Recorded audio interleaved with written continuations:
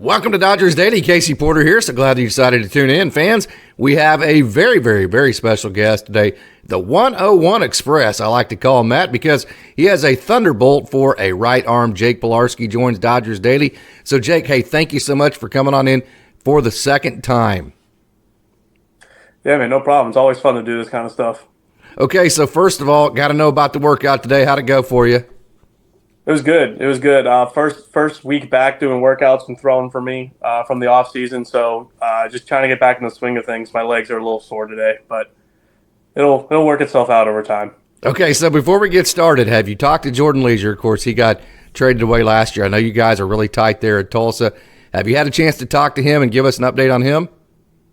Yeah, man. I actually got to play with him in the fall league. So cool. He was on the same team as me with the the Glendale Desert Dogs, and yeah, man, he's doing good. Just doing things that Leisure does, and had a really good second half of the year in Charlotte and AAA with the White Sox, and I think they have him working on a curveball right now. But other than that, I mean, he's just good dude, good stuff. Like, he'll be a big leaguer soon. Yeah, no doubt. Have you learned how to pronounce the names Miami and Tahlequah yet in Oklahoma? No, not even close. I struggle with the ones here in Pennsylvania with like Lancaster and Susquehanna and stuff like that, so I can't even tackle ones in Oklahoma. That was hilarious, Leisure being from Florida, and it's spelled Miami, and he's like, no, dude, I'm not saying Miami on that. I'm from Florida, and that is Miami. So you can call it whatever you want. I'm calling it Miami. That was hilarious. Yeah, that was tough. That was fun, but that was some of those names. I was looking at them on the paper they gave us, and I was like, there's no way I'm going to get this right. Okay, so let's back up. I know we told this story on the last interview, but it's just worth retelling. Back all the way up, talk about how in the world you became a Dodger. I know, the Citadel, you went Division III, and then you ended up going indie ball. So just back up and tell the whole story for Dodgers fans. Yeah, man. I just took the long way to get there. So I was D3 out of high school, spent the better part of 4 years there, and then with COVID, transferred to Division I at the Citadel. Got my last year in there. After the Citadel, no draft, no signings, so I went and played indie ball for 2 years. Up in the Frontier League, which covers mostly the Midwest. Got 2 years in there, and then after my second year, I was getting like a little bit of attention from some teams, but nothing that was like really solid. So I ended up hooking up with Tread Athletics that are based down in Charlotte, and they kind of helped like branch my talent out a little bit more, and had a really good bullpen one day, and it caught the Dodgers' attention, and all she wrote from there. Awesome story, and you had a great year last year. Hey, and before we move on too much, we're going to dive into this a lot more. Steelers, you're from Pittsburgh, and you're very proud of that. We talk about how gritty and just how tough Pittsburgh people are people from that area. You are one of them. 6-4. Are they going to make the playoffs, and can they win the Super Bowl? I'm hopeful. We actually just fired Matt Canada, our offensive coordinator, this morning, so we'll see how that plays out with whoever they decide to bring in. Because Tomlin's more of a defensive coach, so he kind of handles the defensive side of stuff for the most part. But we'll see. Like I said, Tomlin's notoriously has never had a losing season, so I mean, you can probably expect at least a 9-8 out of him, just because I don't think he's going to let that not having a losing season like kind of affect him. But we'll see. It's a tight pack right now in the AFC North, so there's all the teams are like within a game and a half of each other. So we'll see. We'll see how Kenny Pickett handles the rest of the season, and hopefully the Steelers defense keeps doing what they've been doing to help us win games. Mason Rudolph was an OSU boy. Yeah, huge fan of his. He was an awesome player at OSU. And then your running back Jalen Warren was from OSU too. So I know Warren, huh? Yeah, that Najee Harris and Jalen Warren combo is intense. That if I'm a defense, that's a hard combo to deal with. Yeah, no doubt. Jalen Warren, Oklahoma State lost a game. He was only here for 1 year, transferred into Oklahoma State from Utah State. And after a loss, it was on the road. They got off the plane, and he was so pissed about losing that game, he actually walked home from the airport all the way to his dorm. That's how competitive that dude is. Yeah, you can see it on the field with him. I think last week he had like a 75-yard run for a touchdown or something, and I mean he got hit like probably 4 times. And just kept going and found some open field. And then, with the way that guy's built and how fast he is, he finds open field. Good luck stopping him. So. Yeah, hey, I thought I might give you an update, too. You mentioned you played against Carson McCusker. He's an OSU boy, too. You remember the name at least last time I talked to you. he got picked up too, and he's an affiliated ball. He got all the way up to high A last year, so I thought you might want to know that. Okay, so let's get into your season last year. You had just an incredible spring training, and boy, that spring training that you had created momentum. You took that momentum right into the season. You started at Great Lakes. First 9 outings of the year, 15 strikeouts, 0 runs. So talk about the spring training, the momentum you created, and how you carried that into Great Lakes. Yeah, spring training was awesome for me. I kind of didn't know what to expect going into it. Obviously, it being my first spring training, and I don't really know like what the Dodgers were expecting out of me. But I just wanted to go in and I wanted to just throw hard and make a good impression. I wasn't really worried about, like getting hit or anything. I just wanted to showcase that, hey, look, I've got stuff. I can put the ball in the strike zone, and hopefully that produces outs. And like you said, it went really well. I threw really well in the minor league games. I got to back up a couple big league games, threw well in those too.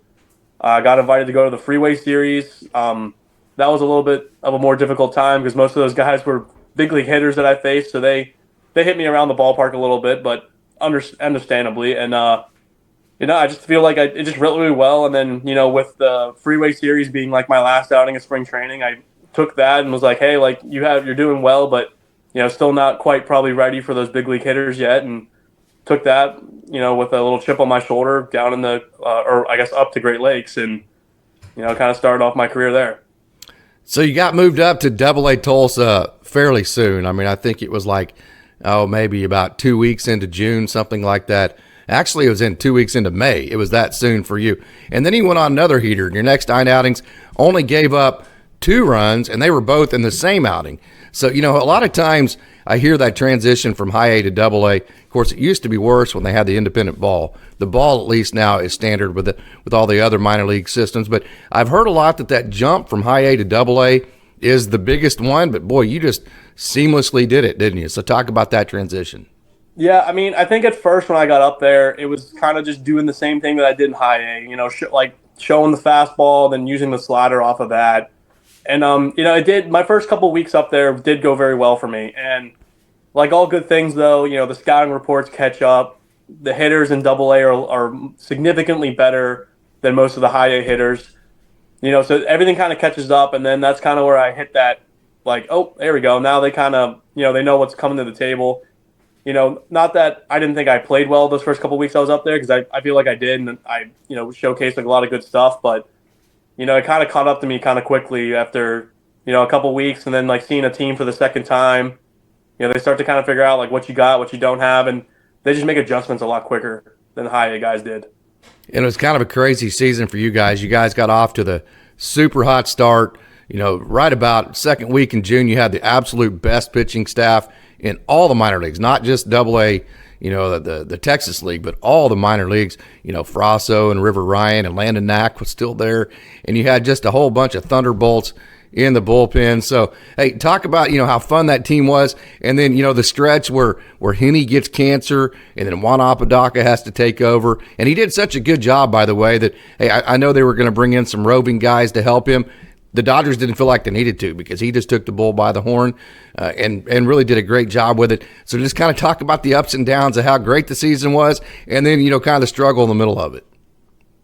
Yeah, I mean, like I said, when I got there, obviously they were on a roll when I showed up, and then I just, got to experience that and kind of be a part of that and try to help the team win more games and stuff. And it was great. I mean, and if you go back and look at that team, right before the halfway point of the season, I mean, Emmett Sheehan, who ended up being an established big leaguer this year, Johnny DeLuca, I mean, Pages, who unfortunately had an injury up in AAA, but I mean, just the guys that we had, and some of them making big league debuts, most of them ending up in AAA.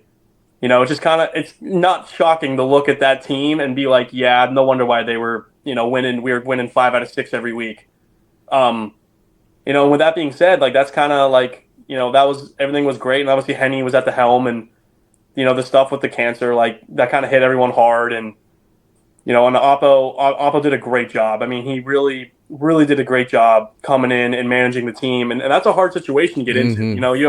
You have a guy who's he's been at Tulsa like 4 or 5 years now. He's been the manager 2017, midway through. Yeah, so I'm what, six? Yeah, so this was his Yeah. like sixth year there. I mean, the dude's an established AA manager in the Texas League. Everyone loves him. He's the mayor of Drillville. Yeah, exactly. He's the guy that everyone goes to, and kind of like getting that role like dumped on you, and then at the same time, like, oh, by the way, like we're not going to win the second half, so now we have to go find a way to win the second, or we're not going to win the first half. We got to go find a way to win the second half. And I mean, that's a lot, and he did a great job. I mean, phenomenal manager. I mean, obviously, as a bullpen guy, my time with him was a little like more sparing. Because mostly it was just him either coming to put me in the game, take me out of the game, or tell me that I was going to be on the injured list. But yeah, I mean he did a great job. I mean all the hitters spoke outstanding about what he did and how he handled the team with all the stuff going on, and it was great. So Yeah. You ever seen his boy take ground balls and fly balls in the outfield before a game? oh yeah, he hits the crap out of the ball. I'd be honest with you, he could probably I think he's like 10 years old. He could probably hit the ball farther than I could right now. It's incredible how athletic that kid is. If there was ever a dude you're going to go, okay, he's going to play professional ball and it's going to be for the Dodgers, and I'm predicting that right now, 10-year-old kid, that would be the one, wouldn't it? Yeah, I mean he's gonna. Obviously, at 10 years old, he's got a lot of room to grow. But I mean, if he ends up, filling out like Otto did, he's gonna have a lot of power in that bat. I'll tell you that much. Yeah, I know one thing. If a wrestling duel broke out, I would not want to wrestle Apodaca because that dude has some tree trunks for legs, man. Oh yeah, that dude. He is. I've never watched him work out like squat or anything, but I can imagine probably in the prime he was moving some serious weight. So. Okay, so your season, you got off to the ridiculously awesome start, and you're just rocking right along. And really, to me, I said this. I think this is a guy that could jump 3 levels and end a season in AAA, and I will still stick to it. I think that's where you were going to end up if you didn't have the injury there in the middle of the season. So, talk about that injury, what it was, how you dealt with it, the rehab of all that, and how that really slowed your momentum down. Was that frustrating, and how all that went for you?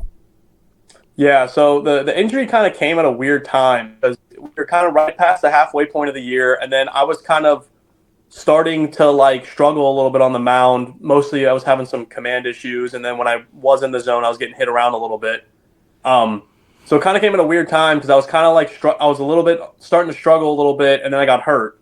And basically, what happened is I think they established it was like a lat strain or tendonitis or something like that, and basically I just had like a really bad cramp in my lat, and it just made it really hard to throw because I couldn't extend very well. So, and it was just, I think I was out 5-6-ish weeks, and it was just honestly a lot of stretching. Yeah. A lot of fluids, a lot of stretching. They had me on heat and ice and all that stuff, just kind of letting the lat recover and, kind of like go through his recovery process. And then, thankfully the Dodgers and the medical staff do an incredible job with all that stuff. And they were able to get me back out on the field in like 5-6 weeks, got a couple live bullpens in against our own hitters to make sure everything was feeling good. Then I was able to get back out there and kind of pick up where I left off. But it is kind of hard, especially, like you said, I had been doing so well, kind of hit like a little bit of a wall, started to like struggle a little bit, and then all of a sudden I get hurt. So like struggling, then I'm hurt. Now I got to come back from an injury, and I got to come back from the fact that I was struggling a couple of weeks before getting hurt. So it all kind of like piled up really quickly. But I came back, felt good, stuff was good. Once about my first week back was kind of more focused on me just getting out there, and then once everything was like healthy and I kind of got my feet back under myself, me and the pitching coaches and the pitching staff with the drillers kind of started to attack the wall aspect. Yeah, no doubt. Durno Linger and Ryan Dennick would be those 2 pitching coaches. And how do you like the dual pitching coach thing? Does that work out pretty well for pitchers? I mean, usually that's kind of a new thing. The Dodgers are usually on the cusp of new ideas. Does the dual pitching coach thing work out pretty well? It does. It does work out well. I think what are the advantages of it? Let me ask you it that way. Yeah, so I think one, it kind of helps like take the weight off both of them. So like instead of like one of them having the full weight of all 20 of us pitchers, they kind of have like 2 guys you can go to, and they both have the same philosophy, same ideas. But at the same time, sometimes they both have different ideas. They're like, oh, well, maybe he should try this or maybe he should try that, and you kind of get to play around with what works and what doesn't work. But it's nice to have like both of those guys to go to because there's some days when like like Denick for like let's say Denick's explaining something to you and it's just not clicking, but Yeah. then Olinger can come in, Duran can come in and be like, oh, try this, and it like makes sense. So having like those two brains and sometimes the two different ways of explaining things allows you to like process and get to where you want to get a little bit quicker. That makes a huge difference in the Dodger system because they're trying to allow you to be you and explaining things that, hey, maybe, this is what we suggest you do, but in your style of how you pitch, I could see that being very valuable to a guy like you. Yeah, I mean, so like for me, like mechanically, there aren't really many things that the Dodgers have really worked on with me. It's kind of just been, hey, keep doing what you've been doing. But from a stuff standpoint or a like pitching IQ type standpoint, it's nice to have both of them because there are situations when okay, like I maybe should have had like a chance for a punch out there, and I threw a pitch and it got hit, and Dana can sit there and go, hey man, probably not the right pitch option. Let's try this, and then Duran on the other hand can be like, hey, like this was really good today. That would have been a better option. They kind of both play back and forth, which is really good I think for most pitchers, that's going to be like beneficial because rather have two brains helping you out than just one. What's the biggest difference between indie ball and affiliated ball that you saw as far as on the field? On the field, probably.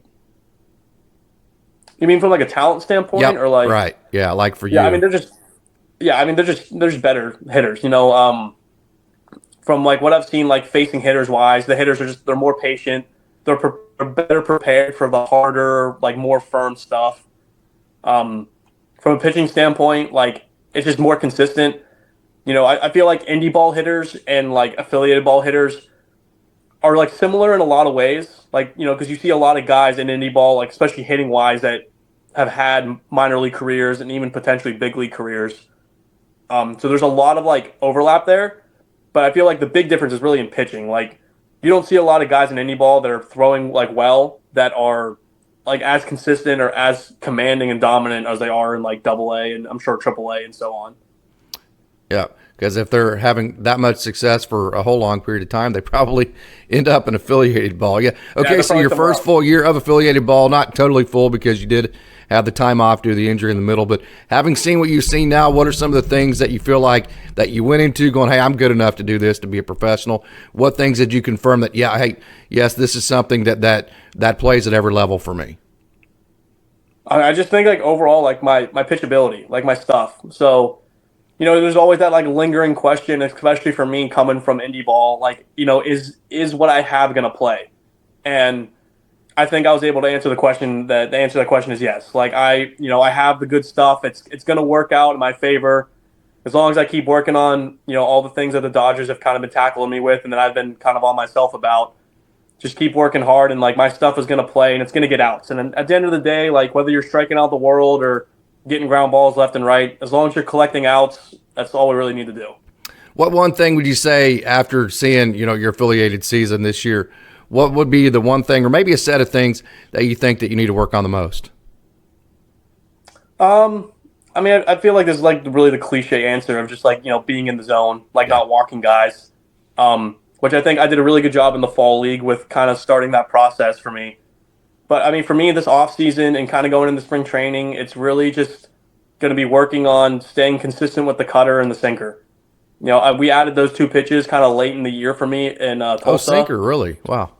Yeah, so I added those two pitches kind of late in the year to Tulsa, and they both they both did a wonderful job of, attacking the zone and getting weak contact and getting early things. So really just kind of like going into off season, coming into spring training with those two pitches, feeling good, moving the way we want them to move, and able to attack the quadrants that I want to attack with them, and just kind of let that do its thing.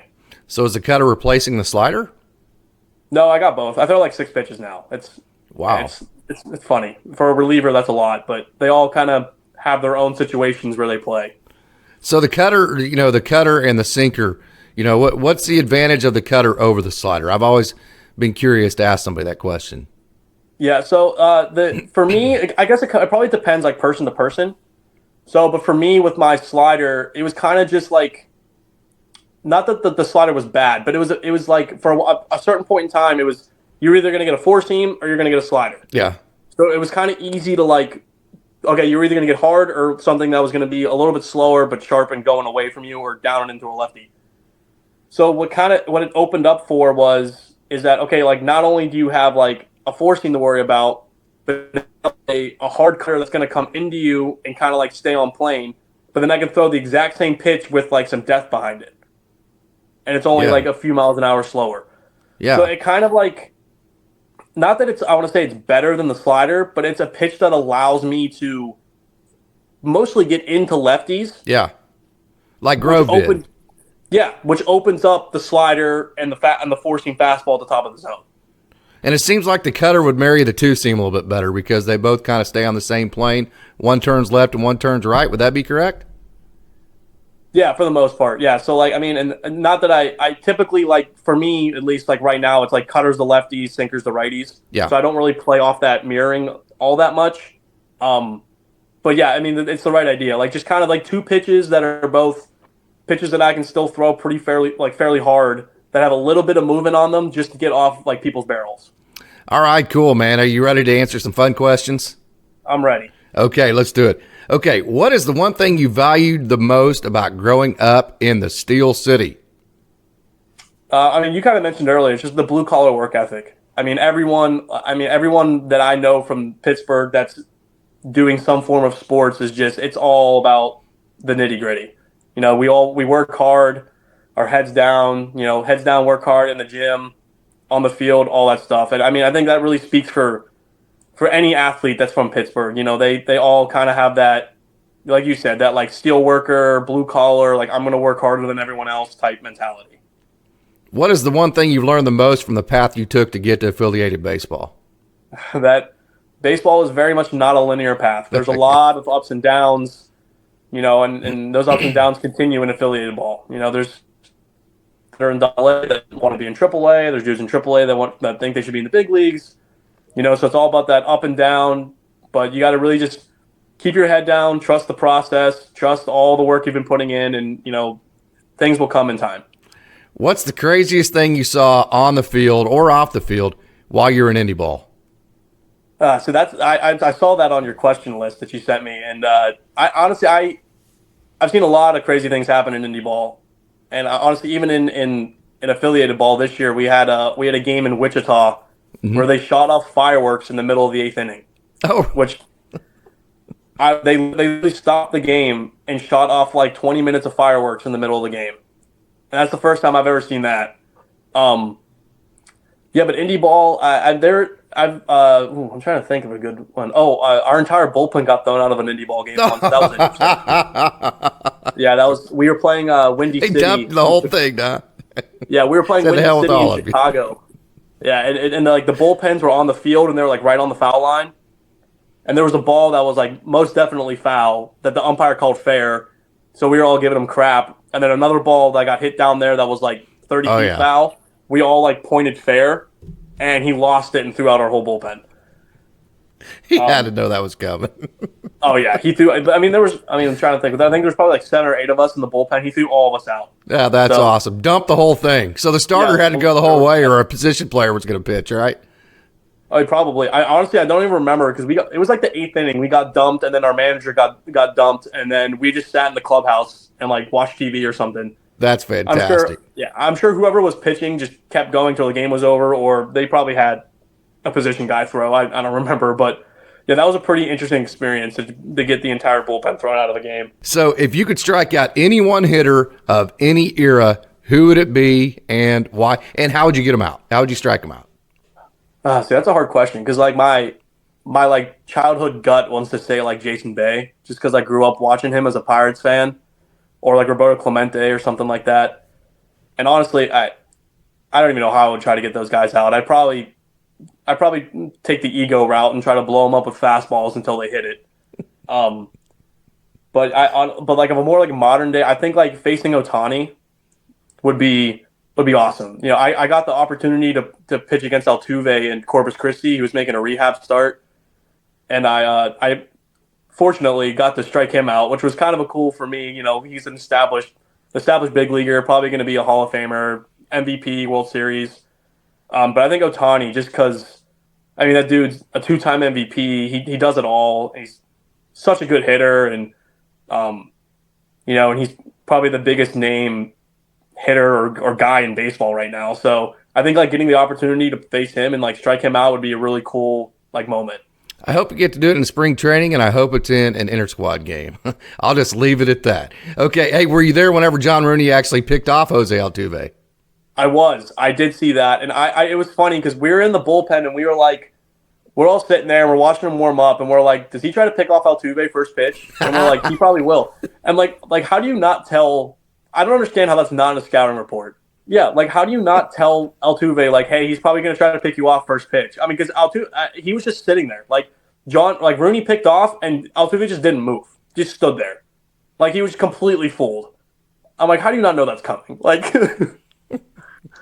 but and knowing Rooney, I bet he was happy as hell about that too. Oh, he was pumped. Yeah, he's coming off the mound. He's got he's fist pumping and all that stuff. I mean, that's awesome. I mean, that's a cool moment too. Absolutely. I mean, Sheehan, I think, struck out Altuve twice when he was still down here, and yeah, I mean that's a cool. Anytime that you get the opportunity to play against a guy that's got established big league time and stuff, and you get him out or you pick him off or you don't give up a home run, it's kind of like, all right, that was a cool moment. That's a kind of a little like keepsake that you keep in your pocket. Yeah, were you there when Sheehan got the at bat?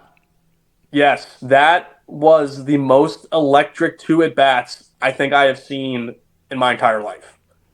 He squatted down like Eddie Goodell. I don't know if you know this, but the White Sox used a short person in the 70s kind of as a promotion, and he was like 4 foot whatever, and he actually had 1 at bat and walked.